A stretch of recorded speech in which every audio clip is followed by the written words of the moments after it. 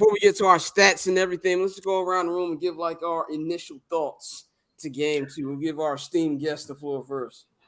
Um, Nuggets in 5. I'm not nothing that the Heat did impress me because it was just a really bozo meltdown by the Nuggets. You expect for Aaron Gordon and MPJ to just be hot one game, off one game. That's pretty much been the story of their entire playoff run. But it wouldn't matter because Jamal Murray and Jokic would do enough that it would even out. This game, Jamal Murray took way too long to think, you know what? It's time for me to start shooting. And that type of deference, I just hate in today's modern NBA where players don't live and die with their status as stars.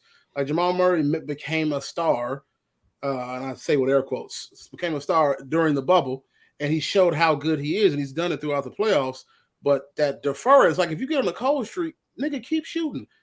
As the great Deion Waiters once said, I would rather be like 0 for 30 because if I'm like 0 for 9, that means I stop shooting. Yeah. With your, if it's one thing I am always an advocate for is living and dying behind your superstars/stars. Living and dying with them. I wouldn't, if I was a fan of the Nuggets and let's say Murray was 0 for or 5 for 25, I'd be like, hey man, that happens. But I would rather see that than 0 for or 5 or 1 for 9 and you see MPJ and Aaron Gordon with 15 shots. I don't want to see that. I want to see the superstars of the stars taking the majority of these shots and then passing out, kicking it out when it's necessary. But it's too much deference by the Nuggets, and Jokic did everything he could. I mean, when he got to the cup, he was holding anybody who was in there. There's no solution to Jokic. But it sucks when he put up so many good passes that either the players deferred to shoot shots or they took, like MPJ was doing bozo threes. Threes that MPJ didn't have any, there's no reason for him to take those threes, but he did. So my immediate reaction was this is just a bunch of bozo ball. And the Heat really threw everything that they had at the Nuggets. It was a perfect quarter for sure in the fourth. They threw everything that they had, and the Nuggets lost by 3. With the Nuggets playing some really awful ball, shooting under 40% from 3, and I don't know if it was like 40-some% from the floor. And having someone like Kevin Love come in and getting 10 boards is an issue. Yeah. So to see that all of this happened and you lost by 3, it should be encouraging if I'm a Nuggets fan and know I still have faith. Now, of course, the Heat culture is a cult. Who knows what can happen? These niggas like they were ready to die for the Heat. So, but as of right now, I still have Nuggets in 5. Well, shout out to somebody in the comments say Heat went to his own defense and the Nuggets offense turned to Mr. Trubisky. That's exactly what happened, G. They ran like a 1-3-1 and the motherfuckers forgot how to shoot the basketball. But no, Joe made a great point. The Nuggets really look like they melted down in that fourth quarter. They really lost their composure, and that's something we rarely see from them. So and shout out to the Heat role players. They answered my all the trash I was talking. They definitely started pride. Everybody showed up and said, "Okay, man, we got you." Duncan Robinson was like, "Oh, I'm Chris Novak. I'm Steve Novak, nigga." Right. Like Duncan had a great game. Gabe Vincent. This is his 5th. I got a bone to pick with Eric Spoelstra, nigga. Yeah. I needed this parlay a lot earlier. He had like 5 freaking minutes throughout the first 3 quarters. What are you doing? Yeah. Nah, like this was the 5th game this postseason, and Gabe Vincent has scored 20 points. So, he really showed up when we talk about the role players for the Heat.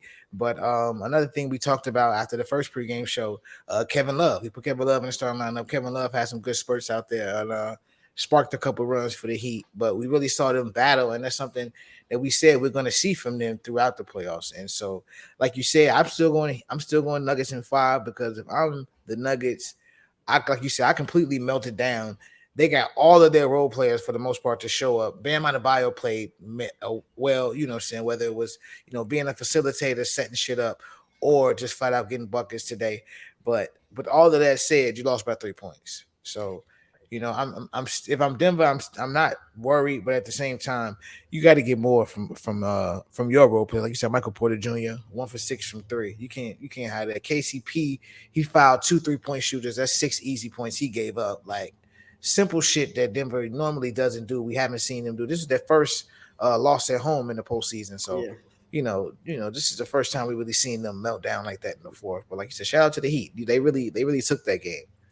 Yeah, I'll say to me, I said Heat and 5 to begin, not Heat and 5, but Nuggets and 5 to begin the series when we did our finals preview and things like that. But I didn't really see anything, like I said, that would make me nervous if I'm like a Nuggets fan or if I'm Michael Malone or anybody on the Nuggets. I think the key stat here is Jokic had all the great points. He only had 4 assists, and that's mainly because Michael Porter Jr. was selling.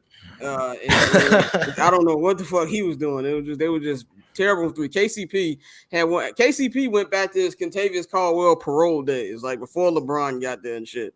I will say he just stopped looking for a shot too. That was like even like I don't know. I don't think his shot percentage of total shots was that bad, but he just stopped looking for shots. Had wide open shots that he took 4 shots. Yeah, that deference, man. That deference will kill you. And then, but them 2 dumbass fouls on 3, like he fouled. Who was the first one? I think it was Gabe Vincent. He fouled on 3 first, or Duncan Robinson. And then he fouled Kyle. Yeah, fouling Kyle Lowry that deep behind the line. Like, come on, like he's not making that. Like you can back up a little bit off that. But I think with the Heat, and I said any chance that he had for this to be a long series, they had to win one of the first 2. Now, it was just a matter of time before the Nuggets lost. They won 7 in a row coming to this game. Of course, the way they finished off the Suns in the second round with that Game 5 win and then that blowout win in Phoenix, and then just completely destroyed the Lakers in 4 straight games. So they were due for a stinker. But if you're the Heat, you still got to feel good. If I'm the Heat, you got to feel good. It gives you a chance to – the way you should look at it right now is – of course, you want to get both games home Miami, but let's be real. I would be stunned if we are sitting here a week from now and it's a 3-1 Heat lead in Denver. I would be shocked. But if you were looking at like, man, just split 2 and give yourself a chance in a 3-game series. I don't know if there was anything they found, like there was any X's and O's, but it's kind of like what I said after game 1. Like they were not going to shoot this bad from 3-point anymore before Dante poo-pooed my take. They weren't going to shoot this bad from 3 just off how they've been playing all postseason. We know Gabe Vincent, Caleb Martin only had 1 3, but it was a big 3 at the end, which kind of was like a dagger a little bit, gave them a little distance towards the end. They've been just playing that well. And Duncan Robinson, man, he literally saved them in that fourth quarter.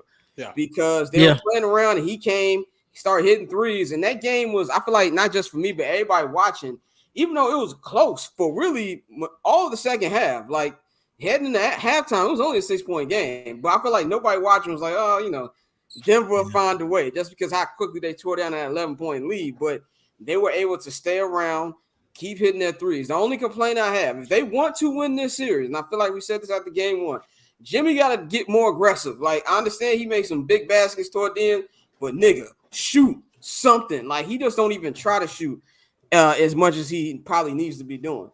Yeah, and it's crazy you say that because he took the most shots on the team today, but it just didn't feel like it. It didn't feel like it. Yeah, that aggressiveness wasn't there. And speaking of just the momentum and how big shots were, Duncan Robinson only hit 2 threes, but he hit 2 threes in the fourth quarter when they really needed them, and that's what we talked about in game 1. They didn't get anything from any role players, and we know that that's usually how it goes on the road, and that really determines who's going to win those games if you can pull one out.